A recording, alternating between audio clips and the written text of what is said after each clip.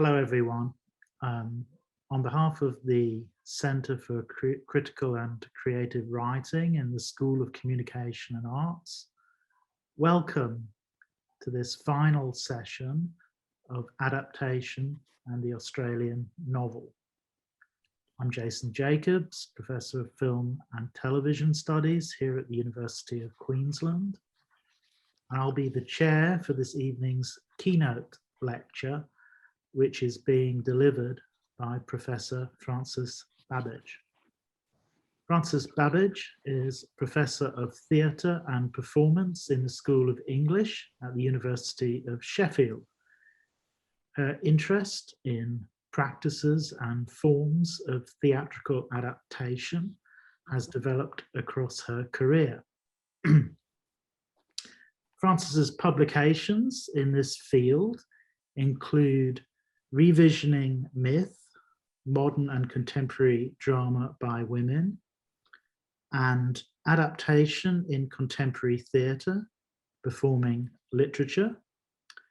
And Frances also engages with research in adaptation through creative practice, most recently through the collaborative cross-art performance project, Beware the Cat, based on William Baldwin's 16th century novel, and in an ongoing dramaturgical collaboration with artist Michael Pinchbeck, adapting for theatre a series of books co-authored by the critic and novelist John Berger and photographer Jean Moore. Professor Babbage is also the School of Communication and Arts S.W. Brooks Visiting Fellow for 2021. Now, under ordinary circumstances, this would see her travel to UQ and Australia in order that staff and senior students of the university may benefit from her special knowledge and experience. Now, Frances has graciously agreed to offer the lecture without the glamorous trip down under, although we hope to welcome her to campus some sunny afternoon. Presumably the money is banked. The keynote you're about to hear, which is called Playful Contestation, Classic Texts in Contemporary Performance, is therefore doing kind of double duty, both as the S.W. Brooks public lecture and the closing keynote to the Centre's inaugural Symposium on Adaptation and the Australian Novel. I'll hand over to Frances now, and she'll speak for around 40 minutes or so, and that ought to leave us some time at the end for questions. In this webinar format, you can type questions into the Q&A box, which is accessed via the toolbar at the bottom of your screen. The chat function is disabled. And please feel free to do this throughout the keynote as your questions arise. I'll now hand over to Frances. Thank you. Thank you so much, Jason, for a very nice introduction. And thanks to the university for having me. And I'm so happy to be joining you from the UK, and disappointed not to be there in person, but nobody is at the moment. So that's the world we're in. And I'm excited by the symposium topic.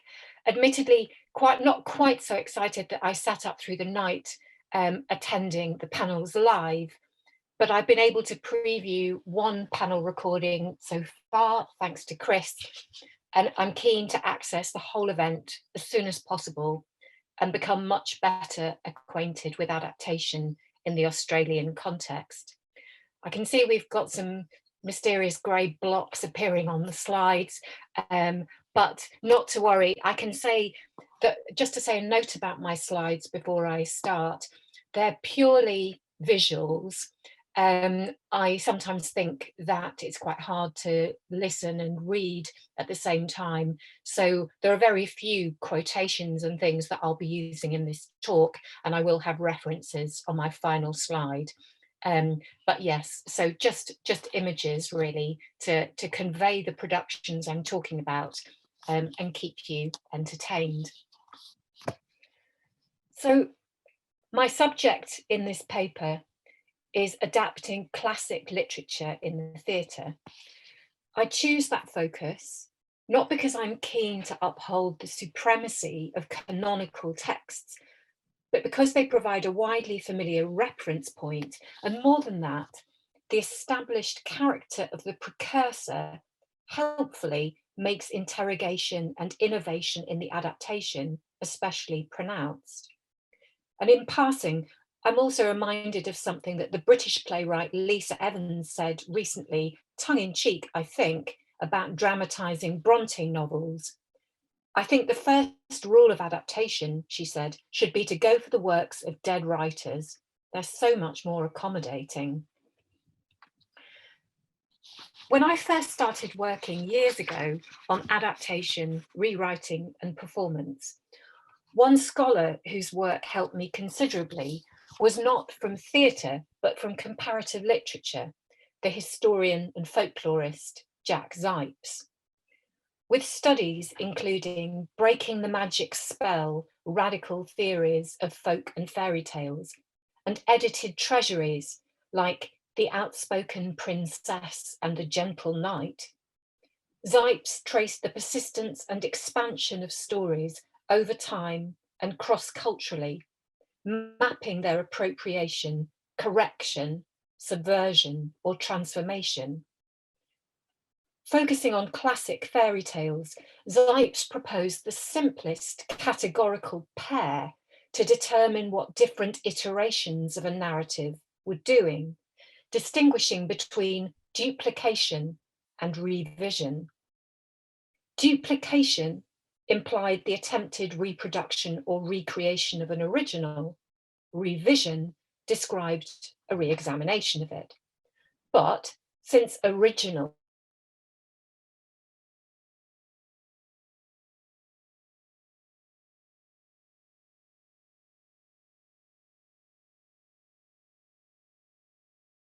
a broadly faithful homage that adhered to its patterns of ideas, images, and values. By contrast, revision described a new work that had incorporated the critical and creative thinking of another author and reflected that society's altered tastes and demands. And while Zipes favoured revision as the more skillful and imaginative labour, moreover, as an ethical and political imperative, he was careful to point out that not all revisions are progressive. Now, admittedly, the duplication revision model, by its simplicity, lacks nuance, or at least my summary makes it appear so. And in practice, both terms must be interrogated if we're to understand how any retelling and any adaptation works to affirm or unseat the text it treats. I think Zipes' model is still valuable, but at the same time, it only goes so far when our texts involve intermedial translation or when they were always rooted in dramatic form. And my perspective in this paper comes from theatre studies, and while I include a few other examples, that's my principal focus. Concepts of retelling, duplication, revision, whatever, become complicated in a polyvocal, dramatic context whose languages may harmonise or actively foster discord. Rather than exploring the classics in broad terms, I opted to centre here on Jane Austen, an author endlessly favoured by adaptation, and I'm delighted that this symposium's first panel paper by Lewis Treston attests to her continuing potentiality. A survey by Andrew Wright in 1975, a long time ago now, recorded over 80 plays, musicals, sequels, and developments of unfinished writing produced in the 20th century in the UK, America, South Africa, Australia, and India. Now Wright was only mapping Austen in the theatre. So if we were to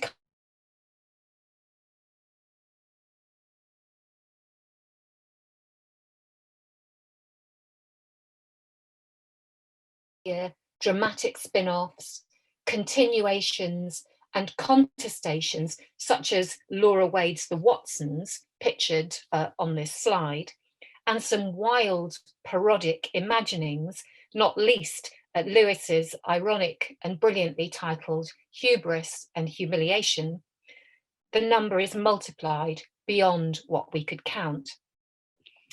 There's a restrained sample on my next slide. I could have been here all day. Thanks, Chris. If you could move it on. So you can see ITV's Sanditon, the film Austenland, and a very entertaining piece by a British theatre company, Lip Service, Mr. Darcy Loses the Plot, where Mr. Darcy wanders free of the novel and kind of stumbles through a series of other 19th and, in fact, more contemporary novels to try to find a different and more exciting outlet for his energies. Now, adapting Austen might intimate conservatism, the nostalgic affirmation of a particular romantic comic image of Englishness, so duplication in Zipf's terms. But I'll argue that contemporary treatments, notably in theatre, increasingly contest this. And I focus here on 21st century performance, but the author and her work have historically been co-opted for diverse and sometimes radical purposes. Austen became a figurehead for suffrage in 1910 in Cicely Hamilton's A Pageant of Great Women. Her novels were staged as metaphors of national unity and identity following the First World War. And post-1945, Austen was again borrowed to promote ideals of nationhood and reassert stability, but simultaneously appropriated by political progressives, often in amateur theatre, in versions that reflected the unseating of authority and sharpened class tensions engendered by the conflict. Such examples hint at the capacity of classic fiction to be put in service of more or less polarized ideological value systems. If you could move to the next slide, please, Chris. So a key aspect of Austen's adaptive appeal is vividly apparent on screen. Hollywood conspicuously has popularized an order of realization in which the camera's yearning gaze, as Edward Copeland put it, turns on Britain's historic houses, castles and gardens quite as covetously as on the actors. The screen inevitably draws attention to period surface, and this in turn feeds Austen as heritage industry, where the public can visit Pemberley and Rosings, historic houses borrowed and overtaken by their filmed counterparts, or at Jane Austen festivals worldwide from Bath to Canberra, temporarily inhabit the fictional past. Next slide, please. See some examples there. However, of course, screen adaptations also work to unsettle rather than merely revel in the game of historical dress-up. Slide.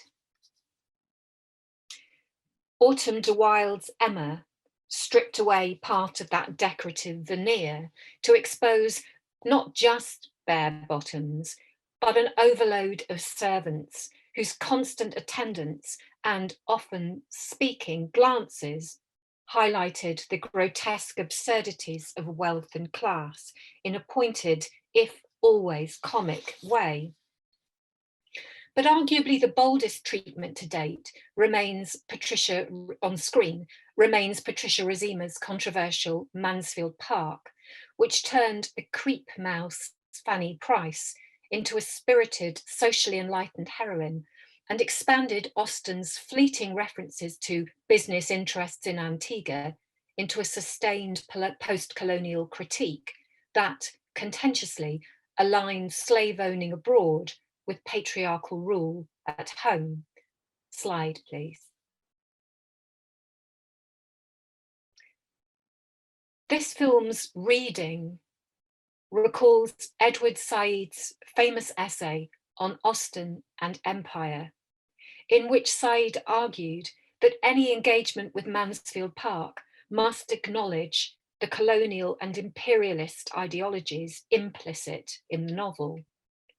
For Said, Austen's authorial position may be white, privileged, insensitive, and complicit, but that did not mean, he said, that her books should be jettisoned. Rather, the challenge was, I quote, to read what is there or not there, to see complementarity and interdependence instead of isolated, venerated, or formalized experience that excludes and forbids the hybridizing intrusions of human history.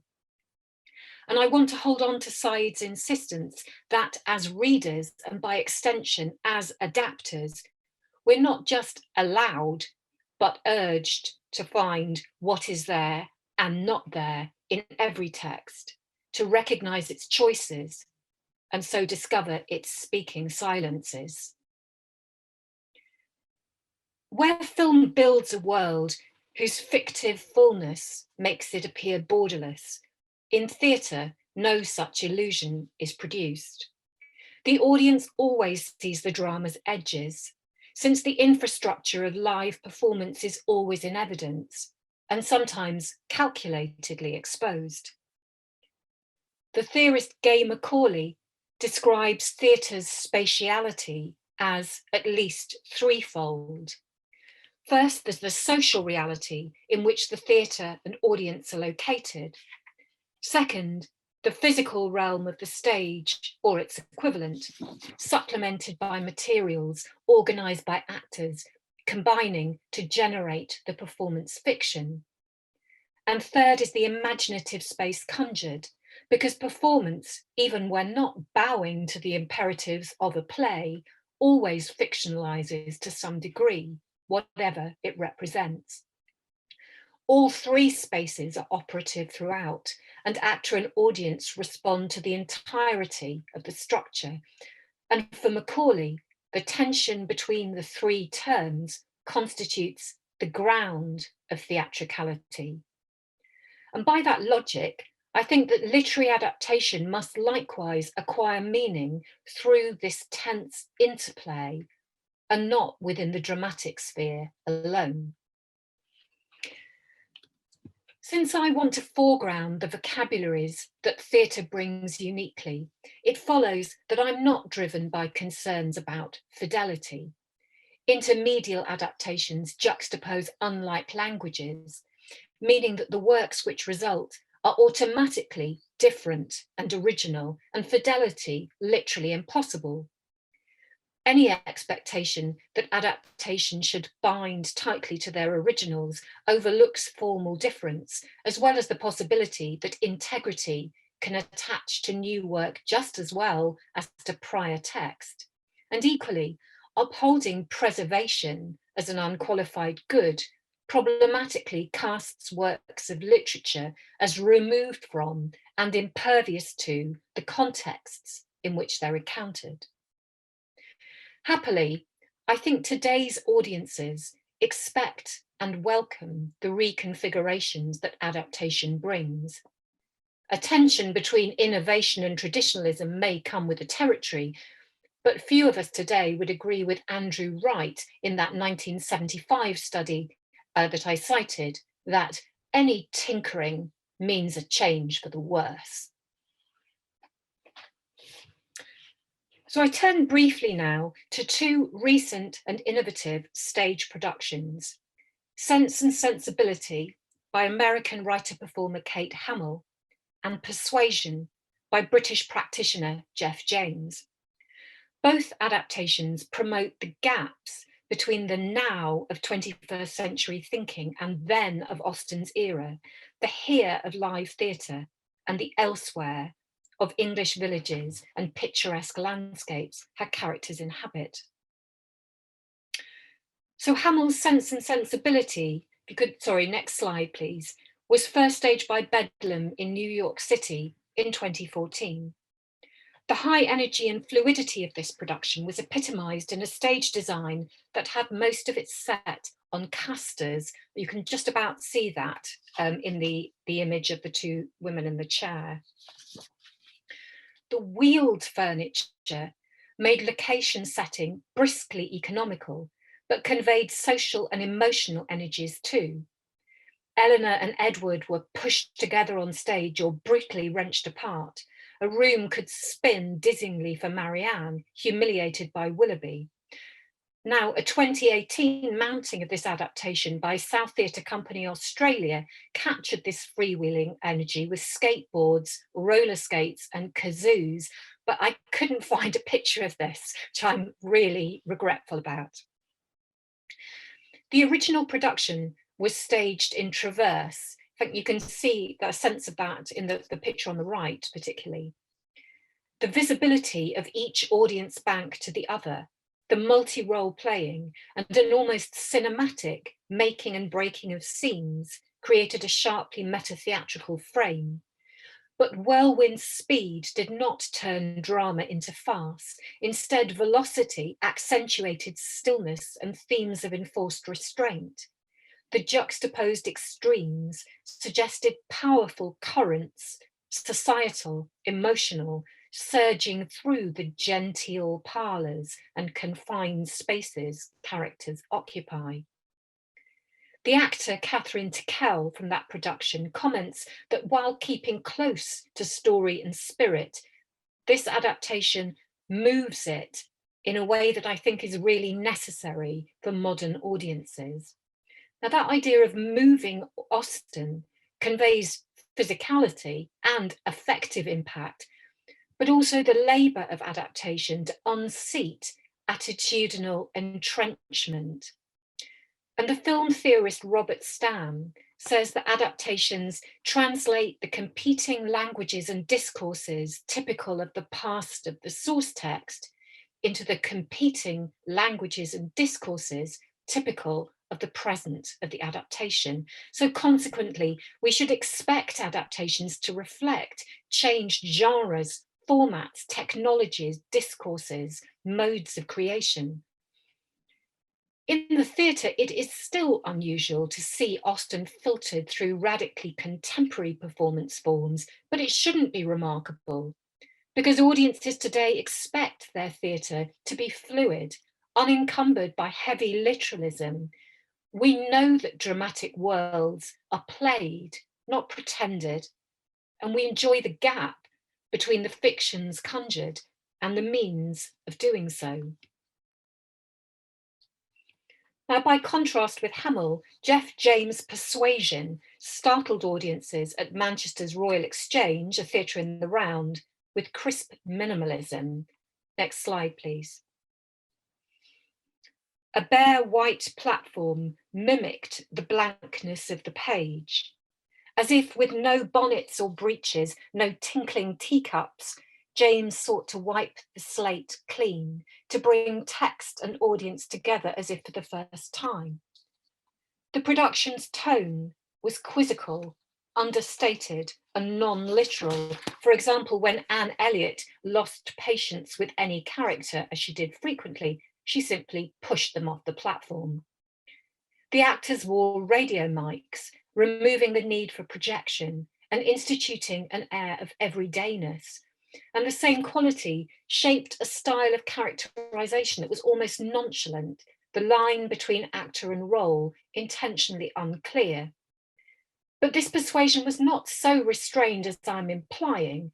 Witness a synth-heavy electro-pop soundtrack, as well as the coup de théâtre of a foam party for the novel scenes at Lyme Regis. Slide, please.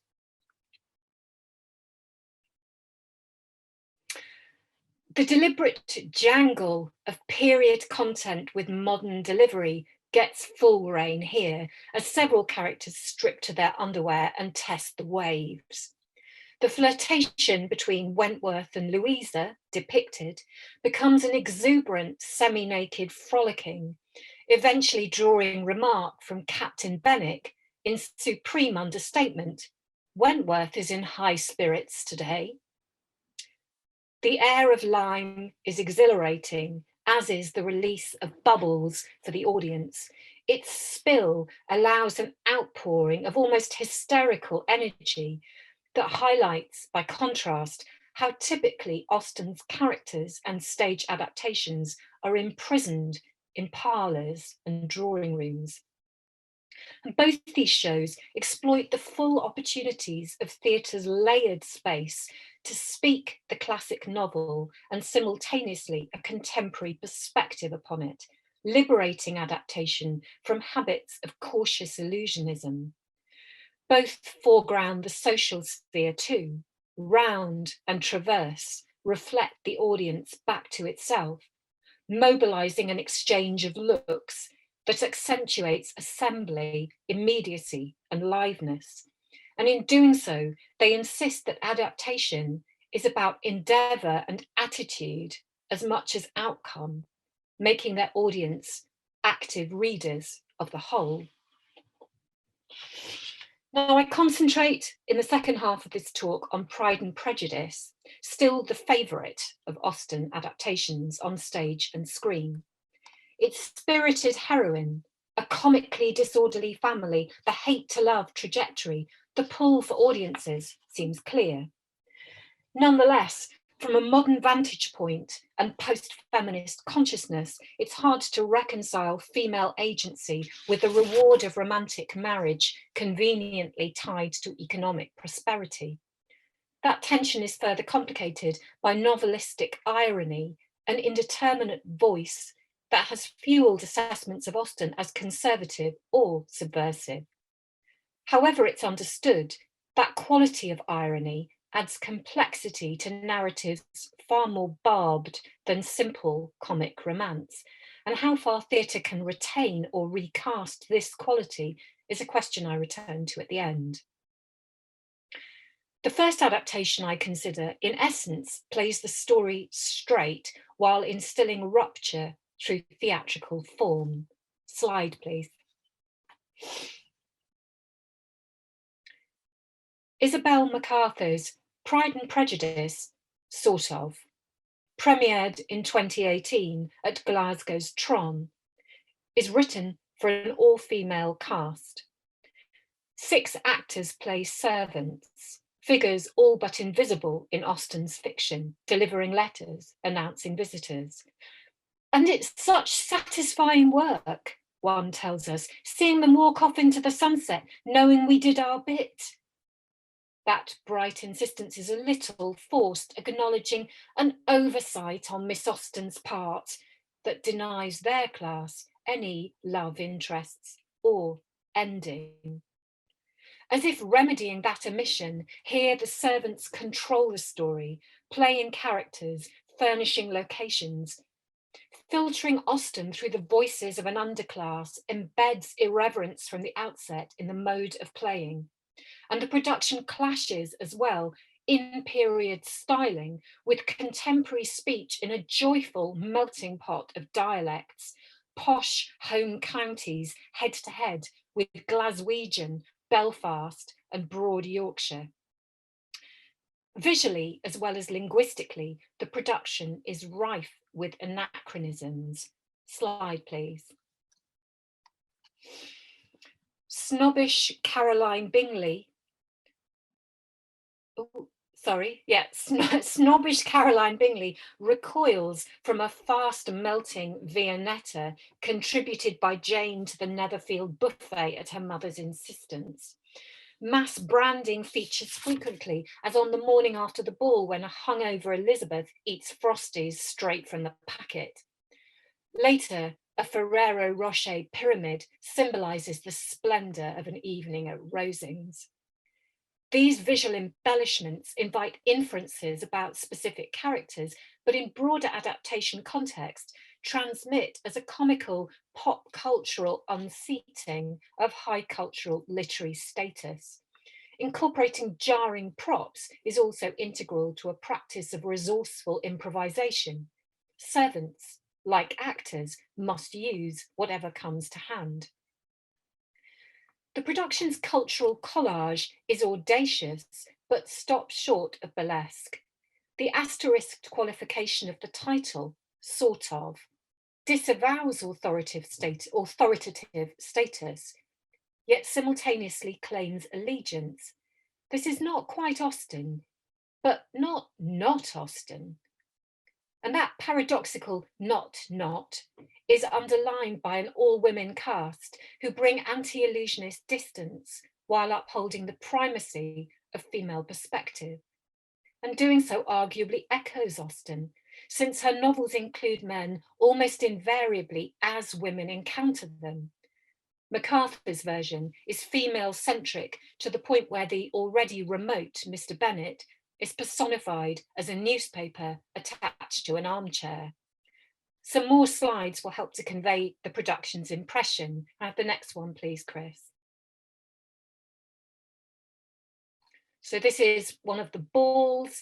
You can see Wickham there at the foot of the stairs. You see the sense of ensemble, a use of music, which I'm going to come on to.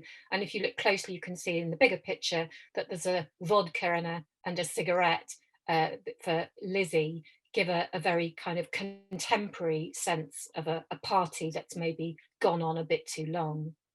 And the next slide, please.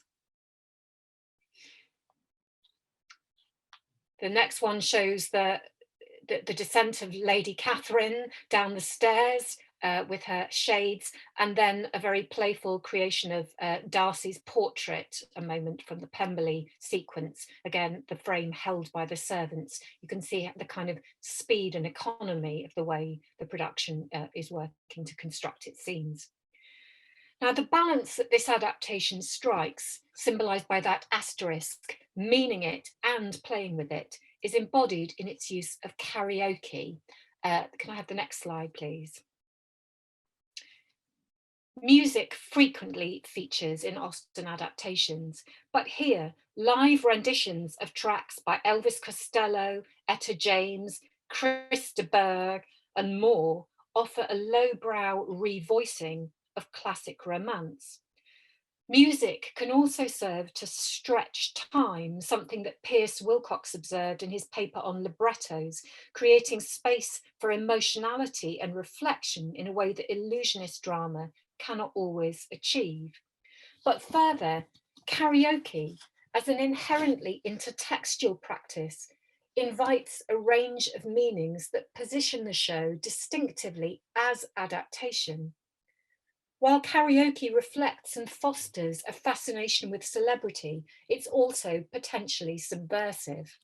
Karaoke muddies the divide of amateur and professional, and like theatre, is a chance to try on other identities in masquerade or a visible co-presence of selves.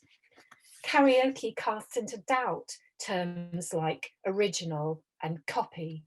Its invitation to occupy and own a pre-existing work echoes the opportunities of adaptation to speak a text for a new audience.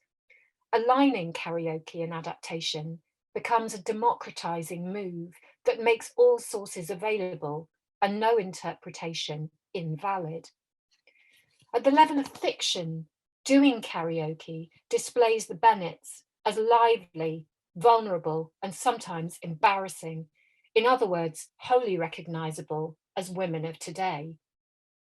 Karaoke requires singers to push themselves forward, implying the pressure to be noticed by potential suitors. Mrs. Bennet forces the mic on Jane and Lizzie and risks condemnation for brash display. Karaoke recasts rank and pride as a kind of cultural elitism when Darcy here refuses to sing with Elizabeth. Yet later, his reluctance becomes understandable as the awkwardness of one who cannot perform to strangers. Declaring his feelings a second time, Darcy sings Pulp's Something's Changed. By accepting the form of karaoke as well as its lyric content, he communicates a new capacity to unbend socially and advance emotionally. Beyond the fiction, karaoke embodies this production's style and stance as adaptation, partial but multi-layered, cheeky but sincere. Not Austen.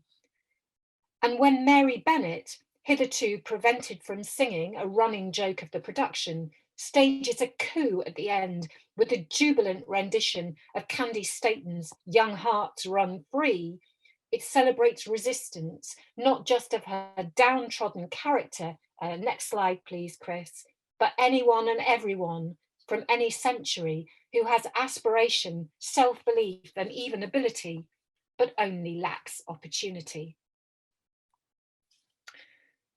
If that take on Austen looks irreverent, my last example, which radically recalibrates the desires and motives of her characters, might seem borderline sacrilegious. Thermoboy FK is an all-male performance collective based in Germany. Thermoboy's work typically resists verbal text, instead using physicality, scenic imagery and music rooted in popular cultural vocabularies. Next slide, please.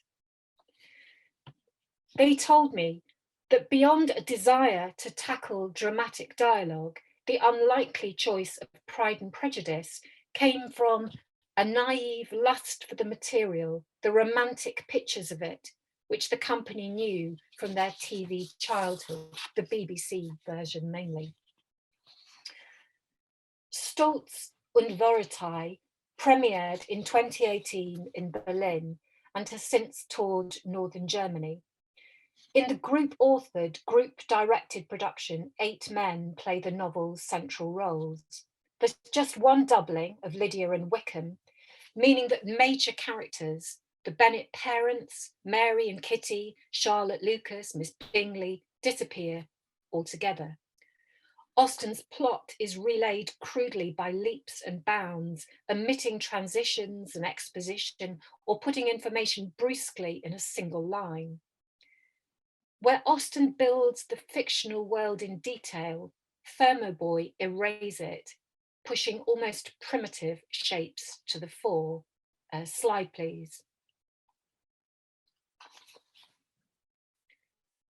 The production employs colour-saturated, hand-drawn projections that crudely depict location.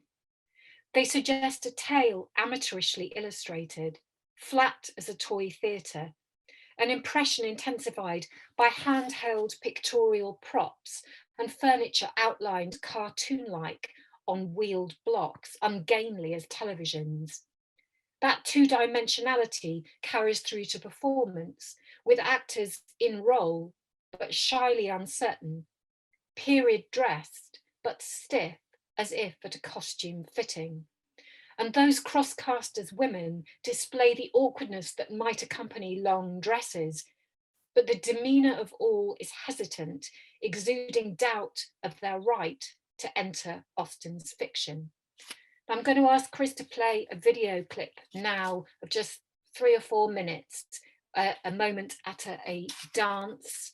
It's in German, but I don't think that'll be a problem. It's not very text reliant. I'm going to turn my camera off.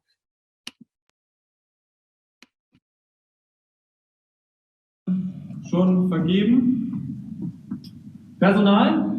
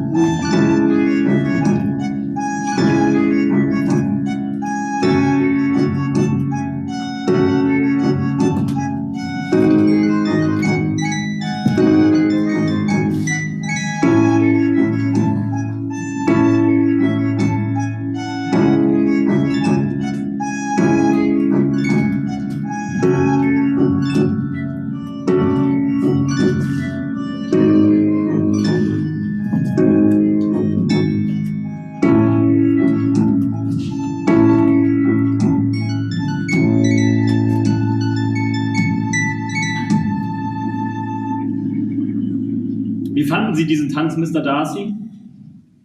Ich hoffe, er war annehmbar.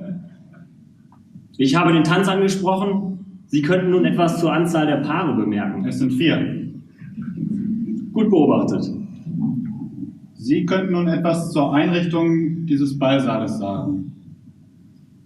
Es ist sehr schön hier. Sehr gut. Jetzt können wir wieder schweigen.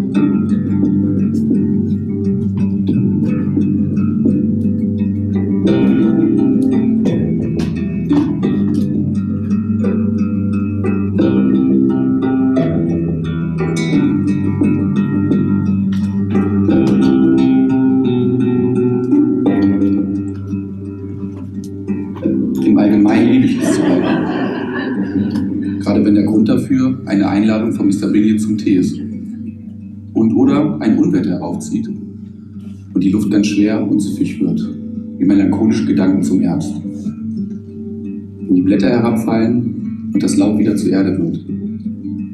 Dann scheint sich ein Rätsel über die Welt zu legen, das selbst unsere schlaue Lizzie nicht lösen kann. Huch! Ein erster kleiner Regentropfen. Und ja, jede sieht die Welt wohl mit ihren eigenen Augen. Brrr, ganz unverblümt. Unter diesem Baum wird nur ein Baum sein und dahinter ein weiterer Baum. Vielleicht ist es nur ein Reh. Du weißt ja, Tiere haben mehr Angst vor uns als du und ich vor ihnen. Oh, das ging ja schnell. So ein Pferd? Das sollte wirklich.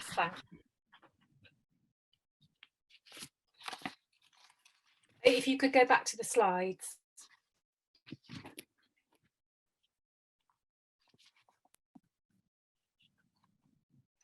Thank you. I'd have loved to, I get sort of absorbed watching that. I'd have liked to show more, but time doesn't allow. But I think you can see something of that kind of stiffness in the style, a kind of a nonchalance, a relaxed everydayness in the tone of speech that suggests perhaps that they're not acting quite. They're there and period dressed, but not exactly in role. So as I mentioned earlier, men in Austen are significant primarily relationally as potential husbands, unreliable guardians, or charismatic rakes. The novels centre on domestic spaces and feminized socializing, contexts where men seem almost like outsiders. This emphasis on feminine experience is harnessed by MacArthur in Pride and Prejudice, sort of, to affirm female agency.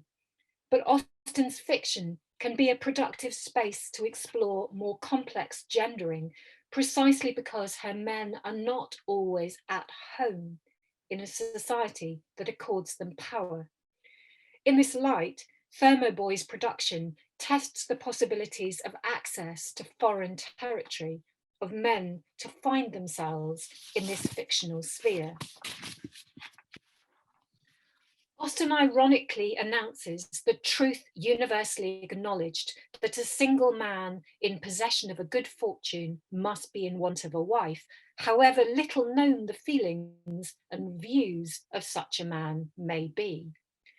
Effacing the male perspective allows speculation about those feelings and views. In response, Thermoboy retain the fabric of the novel, but reshape ideology from within. In their version, Darcy engineers the separation of Bingley and Jane from jealousy. He is a gay man who finally admits to being in love with his friend. Bingley's sexuality is harder to read. While loving Jane, he nonetheless tells Darcy, "I like to be in your presence, in London, in Netherfield, no matter where. Hopefully you know that." For this Elizabeth, marriage is not about emotional fulfillment, but a means to economic stability and expanded personal freedoms. We see the initial aversion towards Darcy, but no flirtatious tension, nor in eventual romance. Instead, once she discovers why he opposed the match, she is sympathetic and devises a solution to the deadlock. Upholding the narrative outcomes of the novel, ingeniously, she proposes that she and Darcy marry, likewise Bingley and Jane. The arrangement confers security and status, but is also a camouflage to accommodate individual or mutual desires. Jane is initially resistant, admitting that she had always cherished this idea of the one man who belongs to me and I to him. But in reply, speaking as if from inside and outside the fiction, Elizabeth urges, "Have the courage to imagine more. Take a look at what we can achieve together.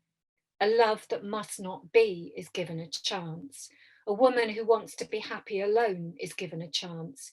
And you get a chance to marry the man you love. I can't promise it will work, but it's an opportunity."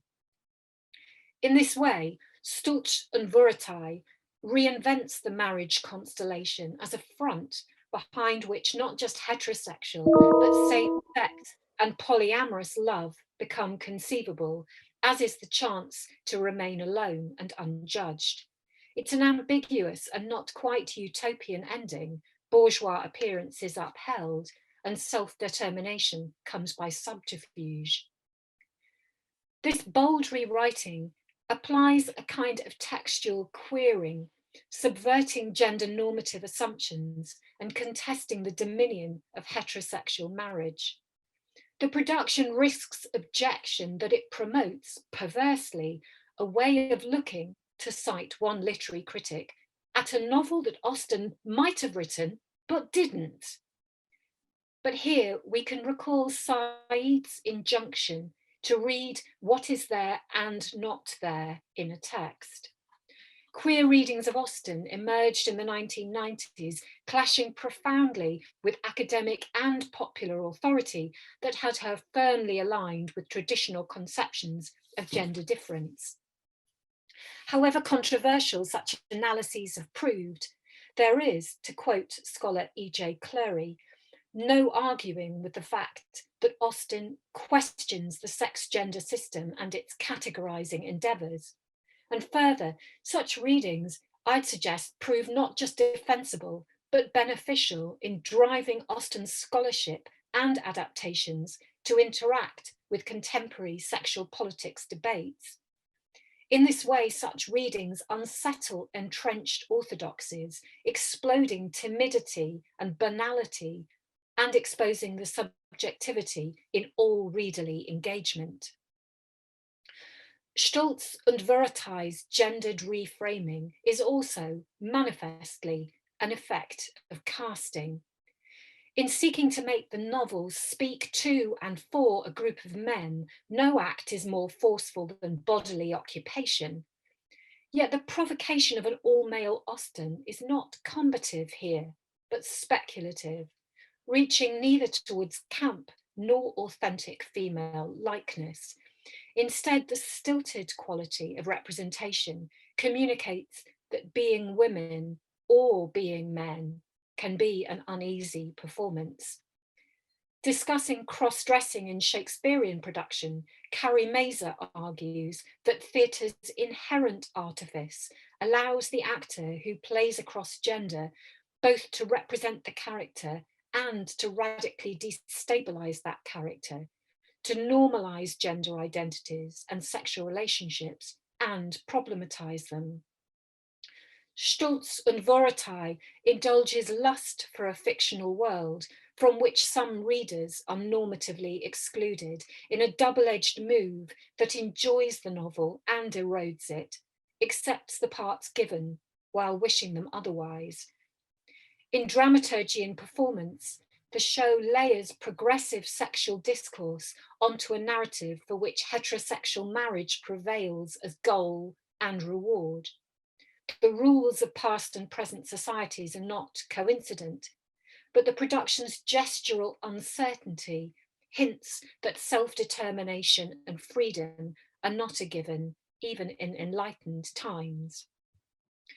So to conclude, the adaptations I've been speaking about construct frames through which classic fictions are interrogated, refurbished, and perhaps defaced. They shape unapologetically liberated readings where much is added and excluded. Implicitly, they submit that these narratives cannot be enacted unself-consciously. And despite challenging their original's authority, they also depend on and relish structures fundamental to them: plotting, characters, comedy, setting, their very titles, reinforcing a relational status as adaptation, not standalone play. Equally, most borrow from familiar traditions of Austen performance, with bonnets and breeches, interiors, musical entertainment, social dancing. These adaptations parade their prior texts to audiences in recognizable terms, but their mode of doing so is citational, a complicated representation that slides disparate temporalities and perspectives one upon another. In identifying what adaptations retain alongside attitudes they bring, I've said little about authorial voice. I'm not driven by concerns about fidelity. I welcome the inclusivity that widens textual engagement and endorses its evolution. And in the theatre, adaptation finds integrity not by the singular voice it preserves, but through a dialogue of voices that are bodily, scenic, oral, interactional, and contextual.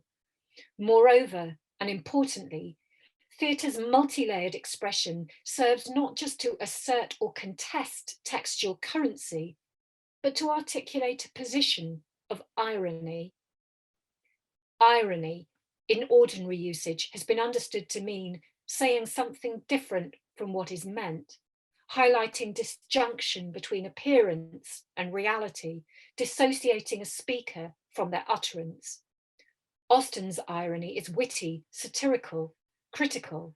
It is noticeable in narration that preserves detachment from the world observed, but is also voiced directly in the protagonist's self-knowledge and indirectly in the unconsciousness of characters to their absurdities. Adaptations often privilege character, emotion, and plotting at the expense of that ironic voice, but without it, Austen's fiction is prettified into simple romance that sparkles without an edge that gives it bite. Drama is often thought to struggle with irony, given how strongly that is tied to authorial commentary.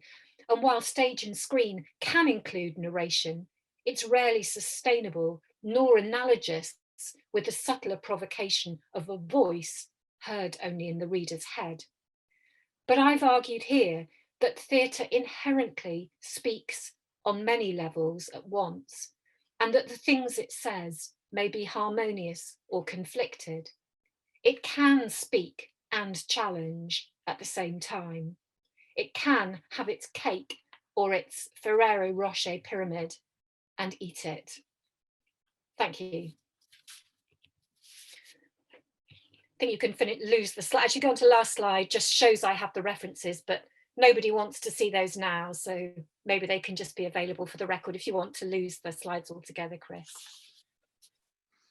Well, thank you so much, Frances. That was absolutely outstanding, but just a brilliant, brilliant talk. I think what you took from Saeed's suggestion, you know, to look at what is there and what is not there, in Austin, and you evolve it at some range and at considerable depth in those brilliant examples. I'm very excited by it, but I want others to contribute. So I'm just going to have a look at the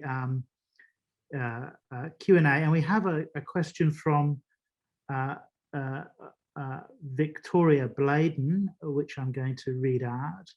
And Victoria says, many thanks, Francis, for this thought-provoking talk. It appears that overall, adaptation of Austen has been more radical on the stage than on the screen. Why do you think this is so? Thank you so much, Victoria.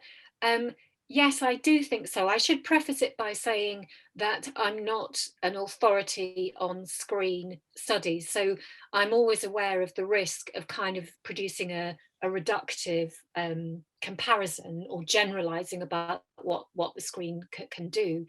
But one of the things I think is that the nature of the screen is that it tends towards a kind of illusionistic fullness. And so part of what I argue was that it has to do an awful lot not to produce a sort of illusionistic, full, borderless world. I'm a theatre studies specialist, so I would say this, but what I always argue about the theatre is that it cannot but be aware of itself. I said you can always see its edges. You don't in the theatre suspend your disbelief to the point where you forget that you think you're in the real world of the characters. You can become absorbed, but you don't forget the presence of audience around you.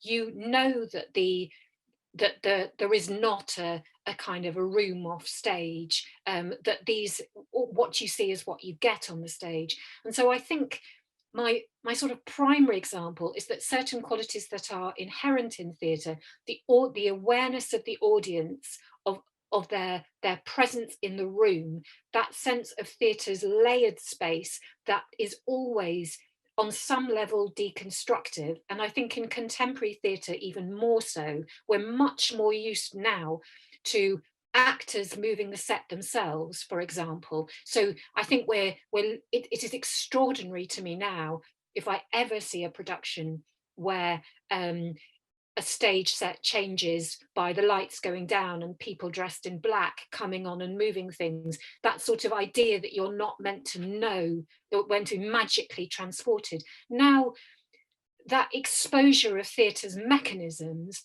is made much more familiarly visible. And even in relatively sort of established mainstream theatre contexts, we're very used to that kind of partial creation of a world, that a sort of selective realism, or items that evoke a world but don't try to recreate it. So this is a long-winded way of saying that I think the kind of self-deconstructing, self-referential nature of the theatre lends itself to an examination of texts in a way that the cinema doesn't necessarily do. Though having just said that, I feel like that the film theorists are about to jump back, but I'll leave it there for now on that answer. But thank you, Victoria, for that question. It's a great question. Are there any other questions people would like to ask Frances while she's here? I'll jump in, Jason, just in case anyone's still typing in the background. Thanks so much, Frances. That was a really, a really fantastic talk in its own right, but also for us a really provocative way of bringing together a lot of the conversations we've been having over the last 2 days. And I just wanted to draw attention, I think, to the phrase that you used, speaking silences. I think that's something that really echoed across a lot of what we heard about in the symposium, was that how do adaptations mobilize silence as a kind of productive act? I'm thinking of a number of papers that drew on case studies where silence was deployed critically, or silence was deployed in the absence of another solution. And interested, I guess, in your reflections on the peculiar quality of silence in the theatre, and the ways in which that can allow us to kind of take up a critical position on adaptation. Thank you, Chris. That's really fascinating. Do you mean you're talking there about the literal use of silence as opposed to the silence on a subject in a text? Yeah, so sort of literalizing that kind of gesture. I think that's a really fascinating question, and certainly we've seen many adaptations, literary and performative, that have addressed the absences or the untouched subjects or the marginalized subjects in a text. I mean, a very clear example, there is something like, Jean Rhys's Wide Sargasso Sea as a telling of Jane Eyre that brings out the Bertha story and frames it in from point of view of a post-colonial critique, to a point where now I'd argue that any performance, any film of Jane Eyre must take account of that in a way that used not to be the case. So I think adaptation sort of enters into the debate in that way. But silence, yeah, it's a quality that appears very strongly in Thermoboy, FK's Stolz und Vitae, where although they do have that rather sort of dreamy music, kind of plinking and plonking along, there are other points where there's a real lack of pace, of music is not used, or pace in dialogue is not used to convey a sort of fast-moving, vibrant theatrical experience. There is silence operates as a kind of, I use the word stilted quality in that performance. It is amateurish in a very self-conscious way. From the beginning, actors walk on and smile at the audience as if they really don't know what they're meant to do next. And in a production like that, their hesitations and the awkward space of silence that then transmits as an experience for the audience is just a kind of unsettling prompt that refuses or disallows the possibility of being swept along and simply entertained.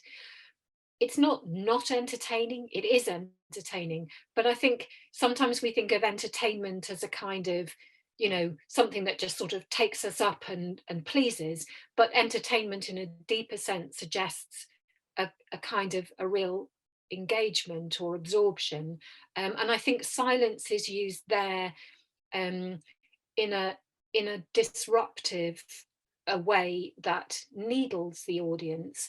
And I think it's the same in much contemporary performance, where in contrast with perhaps a sort of, I'm thinking here of silence against music, the way in which a musical or a performance with music might typically create sort of whole songs that then come to an end. In other forms of contemporary performance, we're very used to seeing one part of the performance language stopping, suddenly breaking off, and something else continuing. So think about something like the dancers, Pina Bausch's Tanztheater, where you might see a line of dancers with some music, but then the music stops and maybe the dancing carries on, and something is made visible to you by what has then been stopped.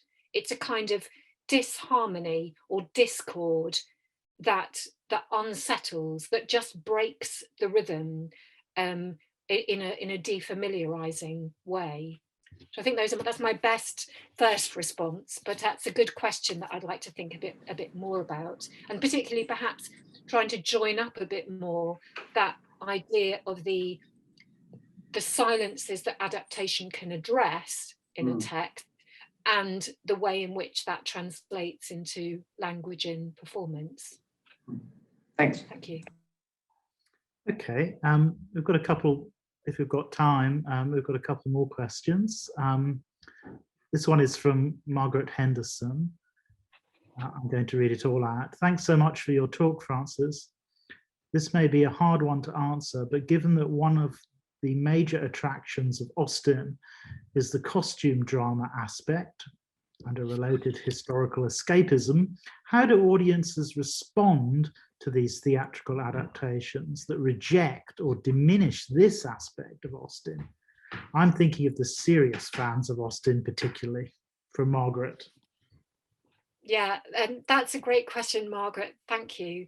And it's interesting. I read something just the other day that which was Charlotte Bronte on Austen, and Charlotte Bronte saying of Austen, I just jotted it down in case there was an opportunity to read it out, where she gave us a carefully fenced, highly cultivated garden, and the idea that if then you take down those fences, that sort of decorum, that tradition, that that something is lost, that there is a risk of losing something there that is actually about, and your point about the costume, that's interesting, because the costume also implies a kind of restraint.